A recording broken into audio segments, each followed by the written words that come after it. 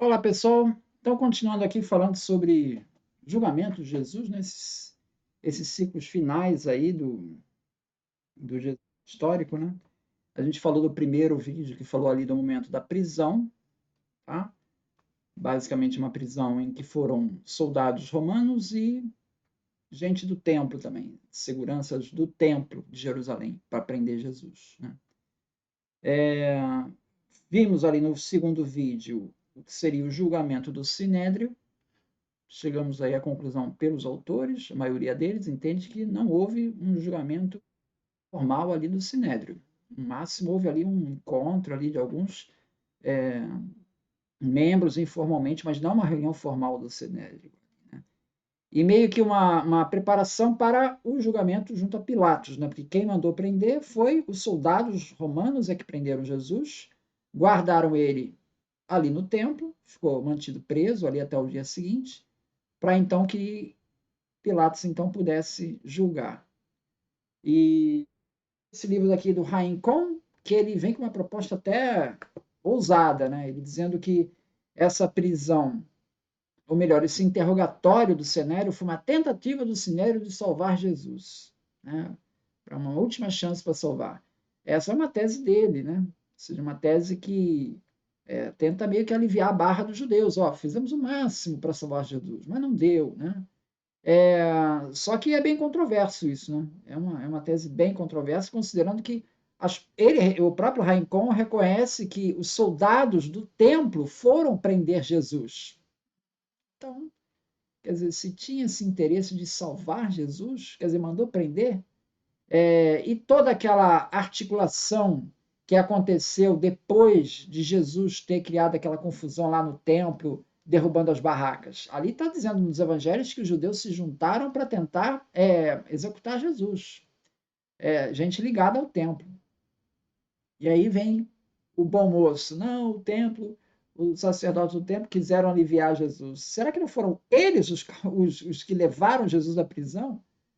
Entende? Essa tese do Rincon é altamente controversa, mas enfim, coloquei do último vídeo, estou colocando vários autores, né? E para tirar uma média aí, né? Então, aqui eu vou falar então do julgamento de Jesus, é a parte então que chega finalmente a Pilatos, tá? Então vamos começar pelo Rincon. O que o Rincon fala desse episódio aí, que fala do julgamento propriamente de Pilatos, né? Jesus foi julgado no tribunal sob Pôncio Pilatos, governador romano, e que foi ele que condenou a crucificação. Esse é um fato comum aos quatro evangelhos e dele ninguém já duvida. Porque o Flávio José, lá no Testemunho Flaviano, também vai falar do Pilatos, né? E o Anais de Tarso também vai falar do Pilatos, né? Que Jesus foi crucificado sob Pôncio Pilatos. Então, essa parte de que houve ali uma condenação por Pôncio Pilatos, já ninguém duvida. Agora, você vê que ele fala aqui, ó, o julgamento, tá? O José fala que Pôncio Pilatos condenou, mas houve julgamento? Ele não entrou em detalhe disso, né? Aqui o Rincon diz que já não há dúvida que houve julgamento, né? Porque há controvérsias nisso, né? A gente vai ver aqui, é o próprio Crossan, né? O Quem Matou Jesus, o Crossan disse que não houve julgamento, tá? Foi tudo armação, aquela coisa do Pilatos, tá? Na verdade, Jesus foi preso e executado em seguida. Não houve julgamento. Ele não falou com Pilatos. Toda aquela cena não tem nada. Via Crucis, não teve. Simplesmente saiu de prisão e crucificado, tá? Essa é a versão do Crossan. Aqui o Rincon diz que não há dúvida de que houve julgamento. E todos os outros autores que eu vou trazer aqui, o Paul Winter, o Craig Blomberg, o Joaquim Gniuca e o Gerd Thyssen, todos eles concordam que houve julgamento. Então, a posição do Crossan, historiograficamente, né, é minoritária, tá? Que a maioria acha que teve um julgamento romano aí na história. Pilatos julgou. Assim como Jesus, filho de Ananias, que aconteceu, é descrito lá pelo Flávio José, lá por volta dos anos 60, que era um judeu que ficava profetizando a queda do templo, tá? Mais ou menos como Jesus. E ele foi levado a Pilatos.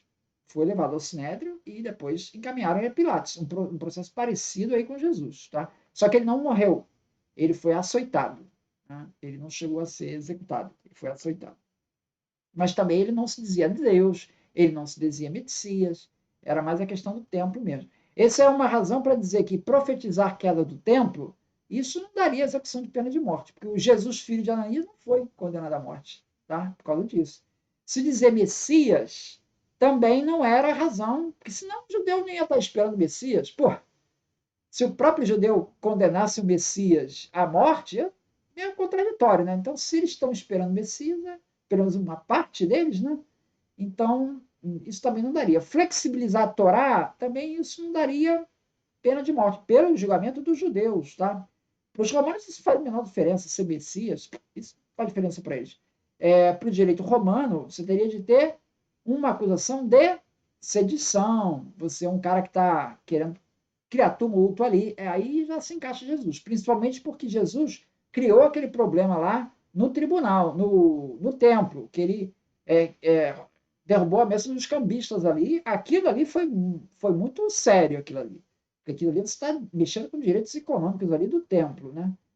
Então a pessoa ganha dinheiro com aquilo. Então, e está causando tumulto aí. O que tu está querendo? Está querendo que as pessoas aqui se armem aqui uma confusão?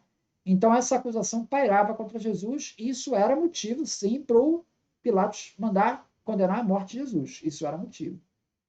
Então, vamos ver o que ele vai falar mais aqui. João descreve que Jesus foi introduzido na casa de Pilatos e aqueles que o levaram não entraram com ele, mas permaneceram do lado de fora. Então, aqui o Raim Cohen está dizendo isso. Ó, os judeus não têm nada a ver com a condenação de Pilatos, porque, inclusive, eles não presenciaram. Eles levaram Jesus até a casa, o lugar onde Pilatos estava para julgar, e depois saíram. Então, os judeus não participaram. Esse relato coincide com tudo que sabemos sobre os costumes judiciais dos governadores romanos na época, que julgavam os acusados apresentados diante deles em uma das salas do pretório, que era o seu local de residência, e não permitiam os outros, exceto os aparitori, entrarem no lugar e ouvirem o julgamento. Assim sendo, os judeus se abstiveram de entrar com Jesus no local, não por temor de ficarem impuros na véspera de Páscoa, mas porque não era podido entrar, quisessem eles ou não. Tá? Então, eles não participaram do julgamento. O julgamento foi feito pelo próprio Pilatos. Ocorre que, de acordo com o Evangelho de João, não foi todo o julgamento de Jesus que se realizou a portas fechadas, mas apenas a primeira parte. Tá? Em idioma contemporâneo, diríamos que o julgamento até a sentença foi realizado a portas fechadas, enquanto a condenação foi pronunciada em público. Eu não encontrei nenhum precedente no direito romano para um julgamento realizado a portas fechadas, na qual pelo menos a sentença tivesse sido pronunciada em público. Mas no direito moderno existem inúmeros casos que apoiam essa tese. Tá? Mas no caso recente. Não é possível que João tenha sabido de imperadores ou governadores de sua época que atuassem dessa maneira. Tal procedimento tem a sua razão de ser, pois se a sentença for cumprida antes que ser proclamado, o público haverá como um assassinato. A proclamação pública da sentença, ainda que seja após um julgamento secreto e ainda que não seja acompanhada de fundamentação, testemunha que o executor age em função de sua autoridade legal. Consideramos então que o desenvolvimento do julgamento a portas fechadas e a proclamação pública da sentença são razoáveis e possíveis dentro do quadro do direito romano. E dessa maneira poderemos aceitar como possível a descrição feita no Evangelho de João.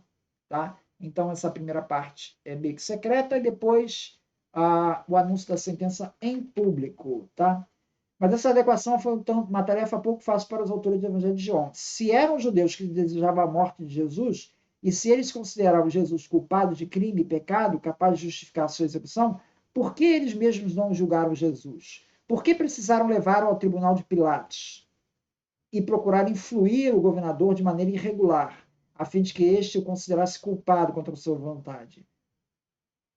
Os autores dos evangelhos sinóticos não enfrentaram essa dificuldade, pois para eles havia sido realizado um julgamento secreto, um julgamento diante do Sinédrio. A gente já viu isso, né? Nos sinóticos. E nele Jesus foi considerado culpado. A dificuldade que poderia existir para os outros evangelistas era porque os judeus não levaram essa sentença à prática. Se o Sinédrio condenou Jesus, por que ele não executou? E por que consultaram-se entre si e resolveram entregar Jesus a Pilatos?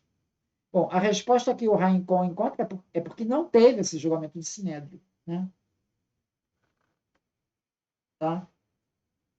Em lugar de responder a Pilatos de maneira concreta, os judeus lhe responderam que, se não fosse um criminoso, não teriam entregue em suas mãos. E essa é a segunda incongruência. Se os judeus estavam interessados na condenação judicial de Jesus, por que não o acusaram de forma concreta quando tiveram a oportunidade para fazê-lo? Entanto, podemos também explicar de uma forma mais simples. Quer dizer, que nos está proibido matar um ser humano, já que nos foi ordenado ao Monte Sinai que não matarás. Então, essa é a resposta que normalmente se atribui, que os judeus não tinham a prerrogativa de matar, por isso entregaram a Pilatos. Só que nós já vimos que tinha essa prerrogativa de matar os judeus ainda estava em vigor, tá?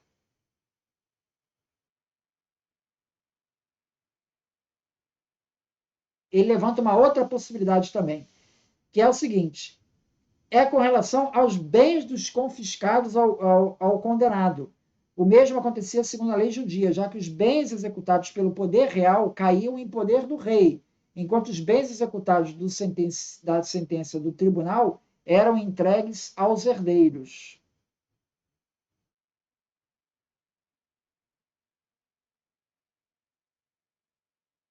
Tá? Então, por isso é que eles mandaram para Pilatos, por causa dos bens de Jesus. Mas Jesus tinha bens? Eu acho que essa questão aqui do Rincon não me convenceu. Jesus, a princípio, não tinha bem nenhum, né, cara? É uma família pobre, sei que tanta ambição aí pelos bens de Jesus.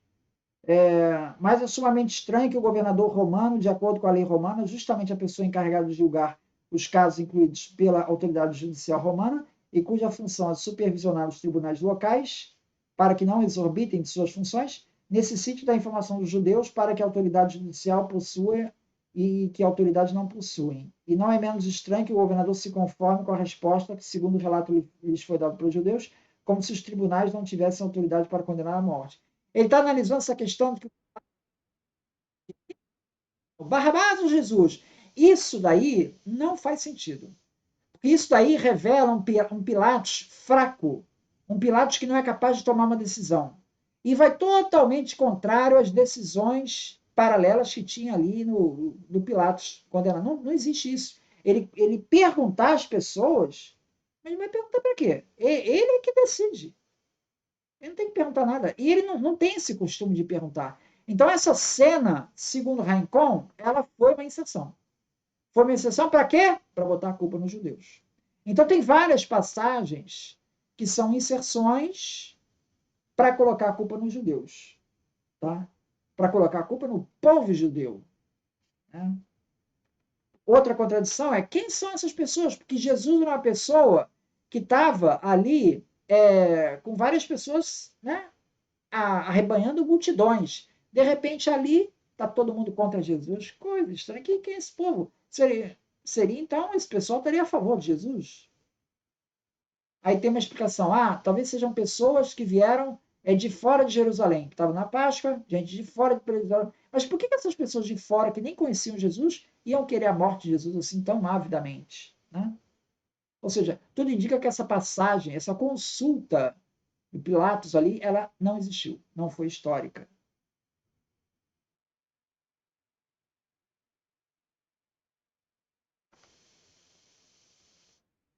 Uma lei do ano 59 a.C., que permaneceu em vigência e foi eternizada pelo livro de leis do imperador Justiniano, impôs a juízes e governadores a obrigação de devolver o dinheiro ou suborno que recebessem para julgar iniquamente, e também impôs a responsabilidade criminal por qualquer condenação à morte segundo o desejo ou sob a pressão e influência de fatores externos interessados. Então, tinha inclusive uma lei que condenava a autoridade romana de ceder a essa pressão das massas. Aí Pilatos vai lá e pergunta, pô, tá violando flagrantemente a lei aqui, cara. Não tem que perguntar nada. Assim, houve casos em que os julgamentos se desenrolaram em presença das massas, onde o povo julgou e decidiu, e aconteceu também em sendo o julgamento realizado em público na praça do mercado e em praça do juiz, dos presentes fazerem comentários e darem gritos, como costumava fazer a multidão. Mas não encontramos em lugar nenhum que o juiz tivesse anulado a sua vontade porque a vontade de Pilatos era soltar Jesus, né? E o seu critério diante da vontade da turba. Ele mudar de opinião por causa da vontade da turba. Não tem paralelo isso. E se Pilatos ou qualquer outro juiz se rendeu à pressão da turba, ele cometeu um erro tático imperdoável. Assim como a reação de Pilatos diante do comportamento dos judeus parece irreal e inconcebível, assim também nos parece o comportamento dos judeus do seu próprio ponto de vista.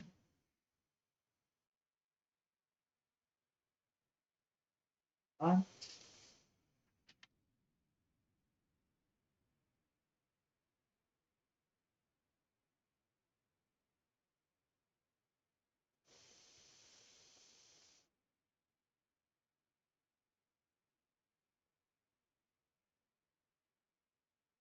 Com relação a soltar, né, soltaram um condenado. Por outro lado, lemos nos textos da Mishnah que também se costumava libertar presos do cárcere nos dias profanos da semana da Páscoa.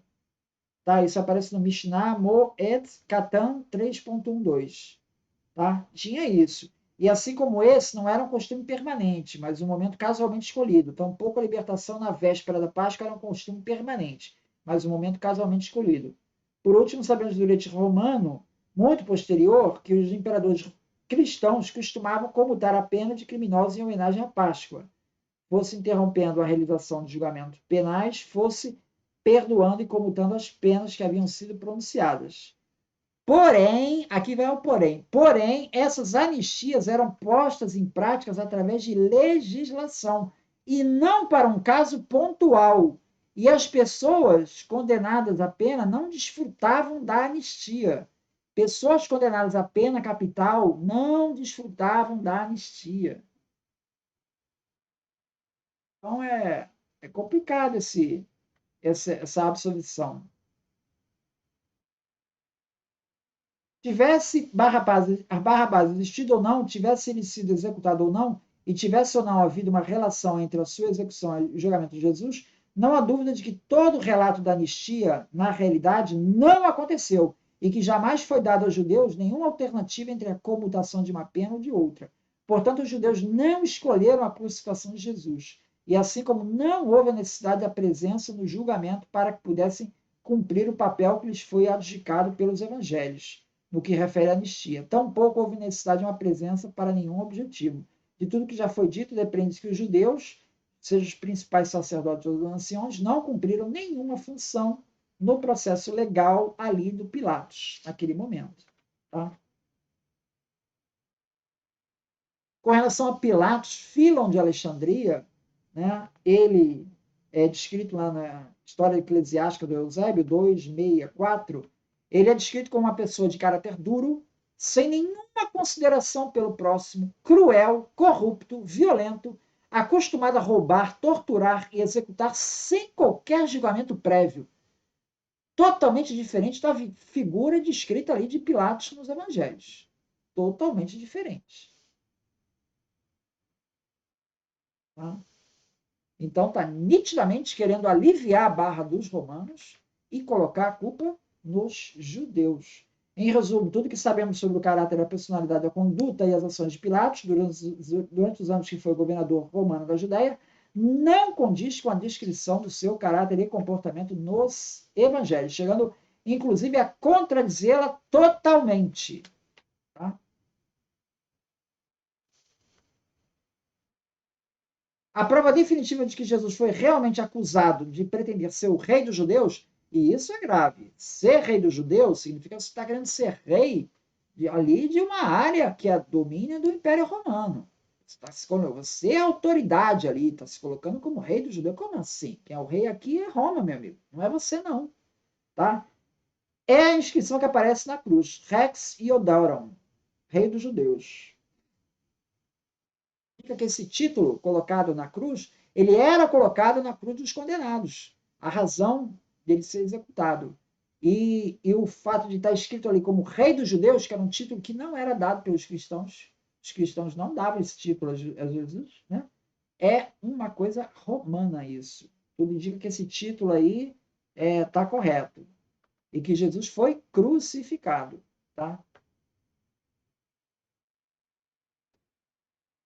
Claro está que, ao se coroar um rei, incluindo a autocoroação em um dos territórios do império, isso representava, sim, um delito cujo castigo era a morte, segundo a lei do direito romano.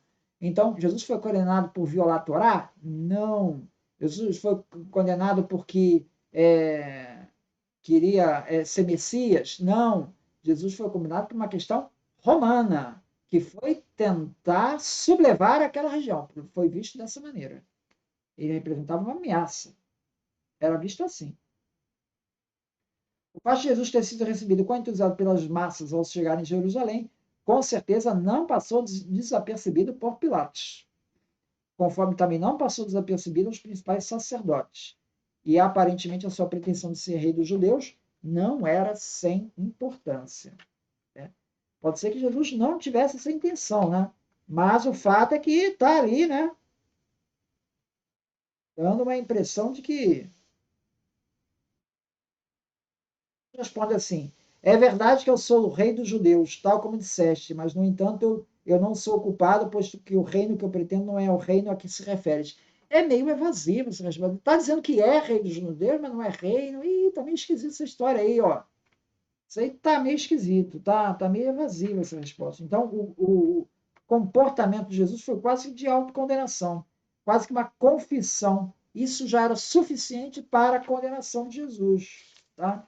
Pelo direito romano.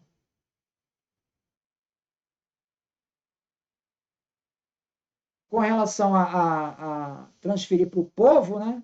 Se houve essa transmissão de autoridade judicial para o povo decidir, né? Foi evidentemente ilegal. Não tinha prerrogativa para isso.